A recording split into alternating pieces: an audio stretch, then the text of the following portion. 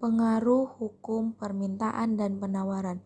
Studi kasus pada produsen yang sedang mengawali usahanya oleh Muh Akbar Nursyam, Revan Faiz Kautsar Amku, Gina Salsabila dari Prodi Bisnis Digital, jurusan Bisnis dan Kewirausahaan, Universitas Negeri Makassar.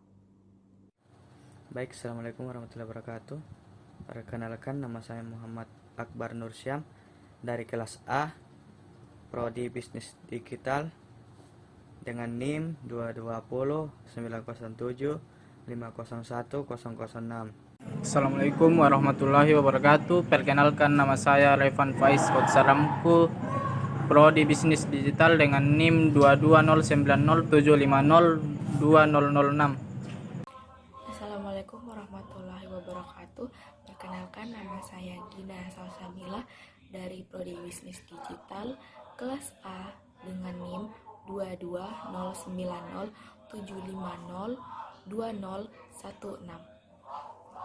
Kita yang tahu harga produksi, harga pokok produksi per butir telur.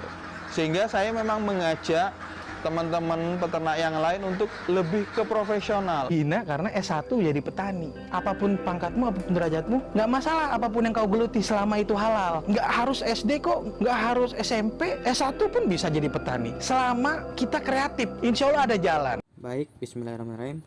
Langsung saja saya akan menjelaskan materi terkait contoh kasus permintaan dan penawaran, serta terbentuknya harga pasar. Pernahkah Anda bertanya, kenapa ya harga semangkuk mie adalah X rupiah? Kenapa juga harga sendal jepit adalah Y rupiah? Atau mengapa sih harga tiket bioskop seharga set rupiah? Dari mana sih datangnya harga-harga yang berbeda tersebut? Dari sekian banyak faktor yang mempengaruhi harga, kita akan membahas salah satunya, yaitu hukum permintaan dan penawaran.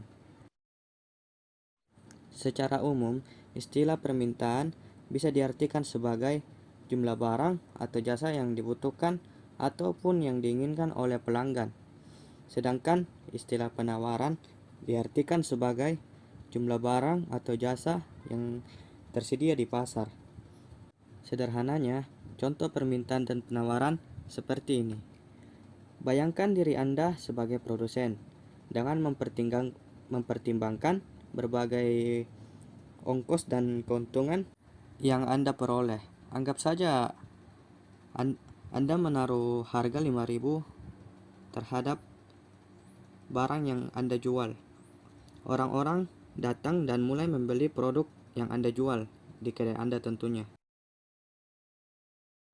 Namun karena sudah habis terjual, orang-orang malah pindah mencari produk yang dicari ke toko lain. Wah, ternyata toko tersebut ataupun toko lain memasang harga 6.000, lebih mahal daripada toko Anda.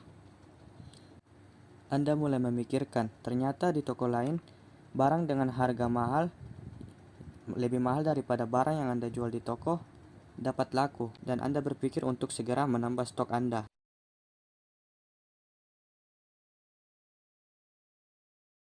Karena stok sudah tersedia, konsumen berdatangan ke toko Anda. Hal tersebut yang membuat permintaan dan penawaran terjadi. Tentunya konsumen bakal lebih banyak berdatangan ke toko yang lebih murah.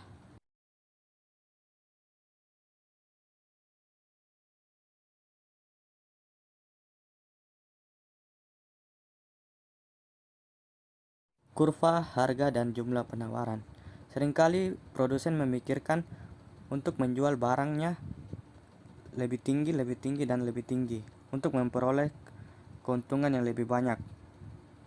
Dan tentunya konsumen maksudnya memikirkan apabila barangnya terlalu mahal, tentunya tidak ada yang ingin membeli ataupun peminatnya bakal berkurang.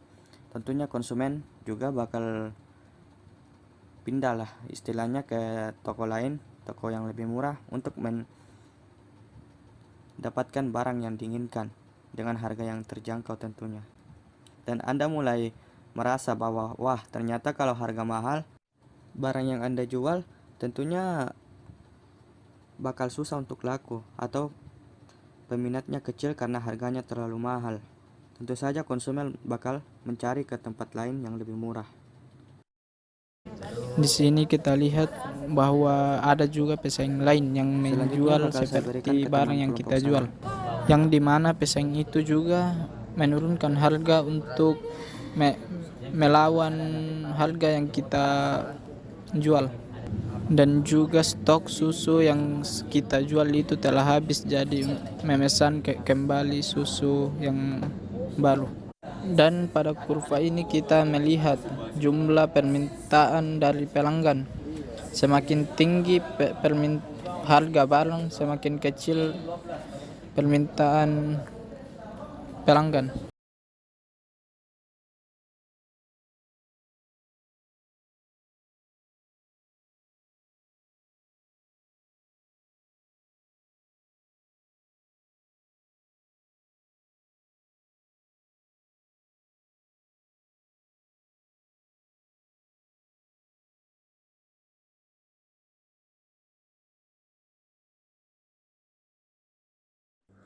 Namun, ada satu titik di mana permintaan produsen dan permintaan konsumen bertemu, yaitu pada titik di mana kurva permintaan dan kurva penawaran saling berpotongan.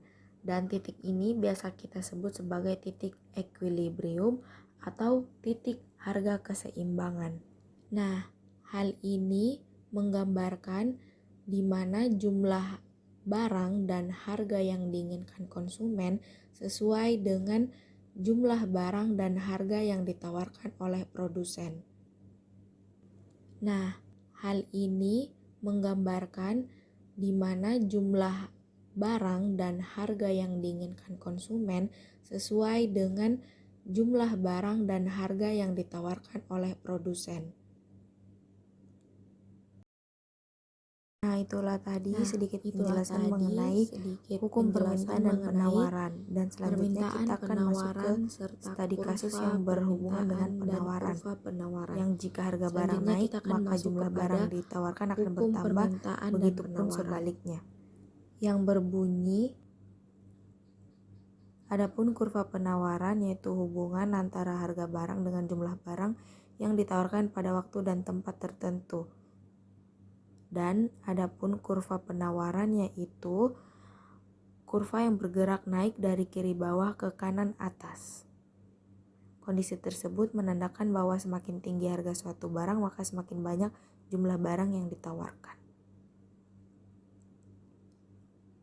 Selanjutnya kita akan membahas harga keseimbangan. Perhatikan baik-baik jika ibu sedang berbelanja di pasar tradisional. Apa yang dilakukan ibu saat membeli suatu barang?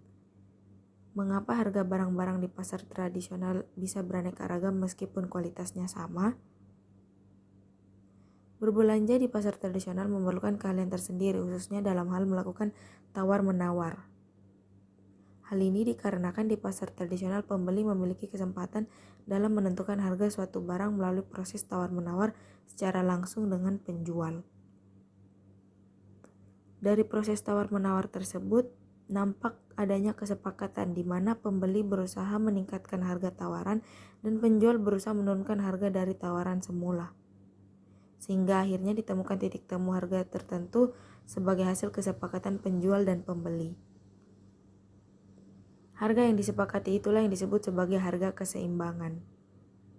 Jadi, pengertian harga keseimbangan adalah harga kesepakatan antara penjual dan pembeli yang tercipta melalui proses tawar-menawar.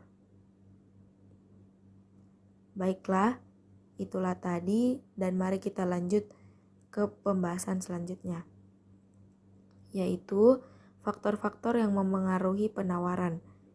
Ada 7, yang pertama kemajuan teknologi, yang kedua biaya produksi, yang ketiga persediaan sarana produksi, yang keempat peningkatan jumlah penduduk, kelima peristiwa alam, 6 ekspektasi atau harapan produsen, dan yang terakhir yaitu 7 harga barang dan jasa lain.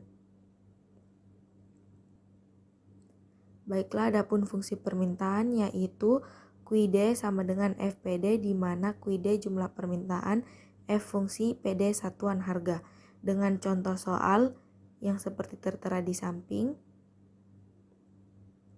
Selanjutnya kita akan membahas fungsi penawaran, yaitu QS sama dengan FPS, di mana QS merupakan jumlah penawaran, F fungsi, PS satuan harga, dan contoh seperti di samping.